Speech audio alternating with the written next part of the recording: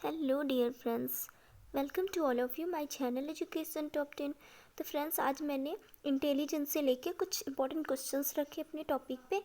तो आपको इसको कंप्लीट करना है, साथ ही बने रहना है मेरे साथ। और ये सीडीपी के बहुत ही इंपॉर्टेंट क्वेश्चन है, तो आपको इन तक देखना है फ्रेंड्स वीडियो को, और वीडियो को स्किप मत कीजिएगा। तो चलिए चलते हैं क्वेश्चंस की ओर। आपको काफ़ी कम टाइम में बहुत सारे क्वेश्चन कवर करवाऊंगी, तो बने रहना आपको हमारे साथ। स्टार्ट करते हैं, चलिए चलते हैं क्वेश्चन की ओर। पहला क्वेश्चन क्या कह रहा है, बुद्धि को नापने के लिए मानसिक आय का संप्रत्यय किस विद्वान ने दिया। तो फ्रेंड्स, मानसिक आयु का संप्रत्यय अल्फ्रेड बिने ने 1905 में दिया। कब? 1905 में दिया। सबसे पहले बिने ने ही 1905 में बुद्धि पर प्रयोग किए थे, इस चीज़ को ध्यान रखिएगा। दूसरा क्या कह रहा है फ्रेंड्स, कह रहा है मानसिक आयु क्या है, किसी व्यक्ति द्वारा अपनी उम्र से ज़्यादा कार्य करना या कम कार्य करना ही मानसिक आयु कहलाती है। ठीक है, उसकी मेंटल एज कहलाती है। नेक्स्ट क्वेश्चन देखेंगे फ्रेंड्स, कह रहा है तीसरा, अल्फ्रेड बिने ने बुद्धि को कितने भागों में बांटा। तो अल्फ्रेड बिने ने बुद्धि को कितने भागों में बांटा? 3 भागों में। किसी की बुद्धि मंद होती है, किसी की औसत होती है, एवरेज, मतलब ना ज़्यादा मंद होती है ना कुशाग्र होती है, और तीसरा होता है कुशाग्र बुद्धि यानी उच्च बुद्धि। नेक्स्ट क्वेश्चन देखेंगे, स्टर्न ने बुद्धि लब्धि आईक्यू को कब मापा और कौन सा सूत्र दिया। स्टर्न ने 1912 में बुद्धि लब्धि को मापा और एक सूत्र खोजा, आईक्यू। कौन सा? IQ, intelligent quotient. ठीक है, इस चीज़ को ध्यान रखिएगा। फिर वह कौन सा विद्वान है जिसने बुद्धि लब्धि को के सूत्र को नया रूप दिया। तो आपको पता है कि टर्मन ने बुद्धि लब्धि के सूत्र को नया रूप दिया, 1916 में एक नया रूप दिया। ठीक है, तो इस चीज़ को ध्यान रखिएगा। नेक्स्ट क्वेश्चन, भाटिया परीक्षण का संबंध किससे है फ्रेंड्स। तो बुद्धि नापने से। किससे है? इंटेलिजेंट मेजरमेंट है भाटिया परीक्षण। उसके बाद 7वां देखेंगे, वैसलर परीक्षण का संबंध किससे है। तो ये भी बुद्धि नापने से है। किससे फ्रेंड्स? बुद्धि नापने से है। नेक्स्ट क्वेश्चन देखेंगे 8वां, कह रहा है बुद्धि लब्धि को नापने का पहला सूत्र किसने दिया। तो स्टर्न ने दिया। किसने दिया फ्रेंड्स? स्टर्न ने दिया। नेक्स्ट क्वेश्चन देखेंगे, स्टर्न के सूत्र में संशोधन किसने किया। तो टर्मन ने किया। किसने किया फ्रेंड्स? टर्मन ने किया। नेक्स्ट क्वेश्चन 10वां देखेंगे, बुद्धि को नापने के लिए पहली मनोवैज्ञानिक प्रयोगशाला कहाँ बनाई गई। तो जर्मनी में 1879 में बनाई गई। कहाँ? जर्मनी में 1879 में बनाई गई। नेक्स्ट क्वेश्चन देखेंगे 11 नंबर, कह रहा है बुद्धि का विचलन बुद्धि सिद्धांत किसने। तो वैसलर महोदय ने 1960 में। कब? 1960 में वैसलर महोदय ने बुद्धि के विचलन का सिद्धांत दिया। नेक्स्ट क्वेश्चन देखेंगे 12वां, कह रहा है बुद्धि के परिणामों के आधार पर। फ्रेंड्स, ये क्वेश्चन भले ही वन लाइनर है, बट आपके एग्जाम पे ऐसे ही क्वेश्चन पूछे जाएंगे, और ऐसे ही हर टॉपिक से, जैसे इंटेलिजेंस हो गया आपका, काफ़ी चीज़ें हो गई, पर्सनैलिटी होगा, इन चैप्टर से लेके आपका क्वेश्चन पूछ सकते हैं। तो आपको इन चैप्टर को कंप्लीट करना है। मैं एक एक करके आपको वीडियो प्रोवाइड करवाती रहूँगी, तो आपको मेरे चैनल के साथ जुड़े रहना फ्रेंड्स, और साथ ही वीडियो को शेयर करना है। क्वेश्चन नंबर 12वां कह रहा है बुद्धि के परिणामों के आधार पर समान संभावना वक्र किसने प्रस्तुत किया। तो टर्मन ने। किसने? टर्मन ने प्रस्तुत किया। क्वेश्चन नंबर 13 कह रहा है बाल केंद्रित शिक्षा क्या होती है। बाल केंद्रित शिक्षा वह होती है बाल केंद्रित शिक्षा वह होती है जिसमें शिक्षा का केंद्रीय बिंदु बालक होता है। ऐसी शिक्षा में बालकों की रुचि, उनकी क्षमताओं और प्रवृत्तियों को ध्यान में रखकर प्रदान की जाती है, तो बाल केंद्रित शिक्षा कहते हैं। ठीक है, इस चीज़ को ध्यान रखिएगा। फिर है प्रगतिशील शिक्षा के जनक कौन है फ्रेंड्स। तो ये क्वेश्चन मैंने काफ़ी टाइम से करवा रही हूँ मैं, तो आपको देख लेना, जॉन डेवी है। कौन सा? जॉन डेवी है। प्रोजेक्ट विधि के जनक कौन है। किलपैट्रिक और जॉन डेवी दोनों ही प्रोजेक्ट विधि के जनक हैं। नेक्स्ट क्वेश्चन, प्रगतिशील शिक्षा किस पर अधिक बल देती है। तो प्रोजेक्ट विधि से पढ़ाने पर अधिक बल देती है। कैसे? प्रोजेक्ट विधि पर। नेक्स्ट क्वेश्चन 17 कह रहा है बालकों के नैतिक विकास के जनक कौन है। तो आपको पता है कि कोलबर्ग है। कौन है? कोलबर्ग है। नैतिकता का क्या अर्थ है। तो जो बालक के अच्छे गुण होते हैं ना, उन्हें नैतिकता, मॉरलिटी कहते हैं। नैतिकता, बालक में नैतिक गुणों का विकास करना ही नैतिकता है। जैसे झूठ ना बोलो, बड़ों का आदर करो, दूसरों की आज्ञा का पालन करो, दूसरों की सहायता करना, मिलजुल कर रहना आदि मॉरलिटी के फीचर, कैरेक्टर है, आपके जो गुण होते हैं। कोहलबर्ग ने नैतिक विकास को कितने चरणों में बांटा। तो 3 चरणों में। कितने में? 3। पूर्ण रूढ़िगत नैतिकता का स्तर 4 से 10 वर्ष, रूढ़िगत नैतिकता का स्तर 10 से 13 वर्ष, उत्तर रूढ़िगत नैतिकता का स्तर 13 वर्ष से अधिक। ठीक है, इन चीज़ों को ध्यान में रखिएगा और देख लीजिए। नेक्स्ट क्वेश्चन 20, समीपस्थ विकास का सिद्धांत ZPD, जिसको इसका फुल फॉर्म है जोन ऑफ प्रॉक्सिमल डेवलपमेंट सिद्धांत, किसने दिया? तो फ्रेंड्स वाइगोत्स्की ने दिया।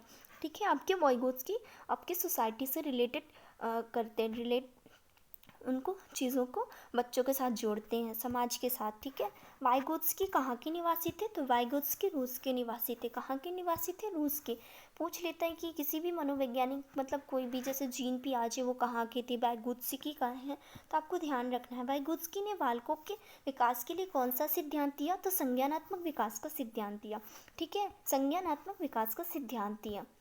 फिर वाइगोत्स्की ने संज्ञानात्मक विकास का सिद्धांत किस नाम से जाना जाता है? तो वाइगोत्स्की के संज्ञानात्मक विकास का सिद्धांत सामाजिक एवं सांस्कृतिक सिद्धांत के नाम से जाना जाता है। किसके नाम से? सामाजिक और सांस्कृतिक सिद्धांत के नाम से जाना जाता है। फिर क्वेश्चन नंबर 24 देखेंगे, संज्ञानात्मक विकास का सिद्धांत कितने विद्वानों ने दिया? संज्ञानात्मक विकास का सिद्धांत 3 विद्वानों ने दिया, जीन पियाजे, वाइगोत्स्की और ब्रूनर। तीन वैज्ञानिकों ने संज्ञानात्मक विकास का सिद्धांत दिया। नेक्स्ट क्वेश्चन देखेंगे, वाइगोत्स्की के अनुसार बालकों का संज्ञानात्मक विकास किसके द्वारा संभव है? फ्रेंड्स, तो अधिगम के द्वारा। किसके द्वारा? अधिगम के द्वारा। नेक्स्ट क्वेश्चन देखेंगे, शिक्षा का मुख्य उद्देश्य होता है व्यक्ति के किसका विकास करना? व्यक्ति के व्यक्तित्व का। ठीक है, नेक्स्ट क्वेश्चन देखेंगे फ्रेंड्स, क्वेश्चन नंबर 27 देखें, कोई व्यक्ति एक प्रभावकारी तरीके से एक हुनर कैसे सीख सकता है? तो खुद करके। जब बच्चे खुद करके सीखते हैं वो चीज़ें ज़्यादा मतलब सीख पाते हैं। नेक्स्ट क्वेश्चन, शिक्षा को किसी व्यक्ति अपनी ज़िंदगी में डैश डैश बनाने में सक्षम होने वाली क्या चाहिए? सभी संबंधितों के लिए महत्वपूर्ण होना चाहिए। ठीक है, इसके बाद नेक्स्ट क्वेश्चन 29, वर्णमाला की पहचान वर्ष में शुरू हो जाती है। कितने वर्ष की आयु में? 3 वर्ष की। ये क्वेश्चन पूछ सकता है, काफ़ी इंपॉर्टेंट है, ध्यान रखिएगा। साथ ही क्वेश्चंस को नोट डाउन भी कर लीजिएगा। कह रहा है बच्चों की बुद्धि लब्धि 90 से 110 के मध्य, तो कौन सी बुद्धि होगी? सामान्य बुद्धि। कितनी होगी? सामान्य बुद्धि। उसके बाद नेक्स्ट देखेंगे, बच्चों के लिए निःशुल्क अनिवार्य शिक्षा का अधिकार अधिनियम कितने वर्ष के बच्चों के लिए लागू है? तो 6 से 14 वर्ष। कितने? 6 से 14 वर्ष बच्चों के लिए। शिक्षकों को ज्ञान होना चाहिए, तो फ्रेंड्स अध्यापन विषय एवं बाल मनोविज्ञान का। किसका? अध्यापन विषय और बाल मनोविज्ञान का। नेक्स्ट क्वेश्चन 30 थी, एक बच्चे की बुद्धि और विकास के अध्ययन की सर्वाधिक अच्छी विधि कौन सी है? तो फ्रेंड्स विकासीय विधि है। कौन सी? विकासीय विधि है, इसको ध्यान रखिएगा। नेक्स्ट क्वेश्चन देखिए, ये 34 नंबर कह रहा है, सहयोगात्मक राजनीति की श्रेणी में महिलाएं संबंधित नहीं होती, तो प्रतिरोध। कौन सी? प्रतिरोध। क्वेश्चन नंबर 35, एक बच्चे की मानसिक आयु 5 वर्ष है तथा वास्तविक आयु 4 वर्ष है, तो बच्चे की बुद्धि लब्धि क्या होगी? तो 125 होगी। आपको इस सूत्र लगाना है, मानसिक आयु बटे वास्तविक आयु अपन वास्तविक आयु इंटू 100। फिर 36 क्या करना है? विद्यालय क्षेत्र में रचनात्मक निर्धारकों को बनाने के लिए कौन सा उपागम नहीं है? तो बहुकल्पीय प्रश्न है ये, मतलब कैसा उपागम नहीं है? बहुकल्पीय प्रश्न। नेक्स्ट क्वेश्चन 37, मनोविज्ञान शिक्षा का आधारभूत विज्ञान है, किसने कहा? तो स्किनर ने कहा। किसने कहा? स्किनर ने कहा। 38, आधुनिक मनोविज्ञान का क्या अर्थ है? तो व्यवहार का विज्ञान। किसका विज्ञान फ्रेंड्स? व्यवहार का विज्ञान। नेक्स्ट क्वेश्चन, हिंदी अक्षरों को बालक किस आयु में पहचानने लगते हैं? तो 5 वर्ष की। कौन सी आयु में? 5 वर्ष की आयु में। नेक्स्ट क्वेश्चन 40 देखेंगे, बुद्धि लब्धि मापन के जन्मदाता कौन है? फ्रेंड्स टर्मन है। कौन है? बुद्धि लब्धि मापन के जन्मदाता टर्मन है। एलेक्सिया क्या है फ्रेंड्स? पढ़ने की अक्षमता है। क्या है? पढ़ने की अक्षमता। नेक्स्ट क्वेश्चन, शिक्षा मनोविज्ञान की उत्पत्ति का वर्ष कब माना जाता है? तो फ्रेंड्स 1900 में माना जाता है शिक्षा मनोविज्ञान की उत्पत्ति। फिर 43, पियाजे की औपचारिक संक्रियात्मक अवस्था किस आयु अवधि तक मानी जाती है? तो 11 से 15 वर्ष। कितनी? 11 से 15 वर्ष। 44 देखेंगे, जड़ बुद्धि वाले बालक की बुद्धि लब्धि कितनी होती है? तो 71 से कम होती है। कितनी होती है? 71 से कम होती है। ठीक है, गर्भ में बालक को विकसित होने में कितने दिन लगते हैं फ्रेंड्स? 280 दिन लगते हैं। कितने? 280 दिन। ये क्वेश्चन काफ़ी इंपॉर्टेंट है और कई बार पूछा भी गया है, तो इस चीज़ को ध्यान रखिएगा। और फ्रेंड्स आज की वीडियो में मैं 50 क्वेश्चन ही करवाऊंगी, नेक्स्ट सीरीज इस चीज़ की चलती रहेगी। 50 क्वेश्चन नेक्स्ट वीडियो में मिलेंगे, तो आपको बने रहना है हमारे साथ। 46 नंबर देखते हैं, कह रहा है नवजात शिशु का भार क्या होता है? तो क्या होता है? 7 पाउंड। कितना होता है? 7 पाउंड होते हैं। 47 देखेंगे, किस मनोविज्ञान ने 3.5 वर्षीय पुत्र का अध्ययन किया? तो किसने किया? पेस्टोलॉजी ने। किसने? पेस्टोलॉजी ने। फिर विकास की अवस्था होती है कैसी? गुणात्मकता। किसी? गुणात्मकता। फिर बालक का विकास होता है तो किससे? सिर से पैर की ओर। कैसे? सिर से पैर की ओर। फिर आज का लास्ट क्वेश्चन 50 नंबर, बालकों में संस्कारों का परिणाम कहाँ से होता है? तो फ्रेंड्स बालकों में जो संस्कार बनते हैं उनके परिवार से ही बनते हैं।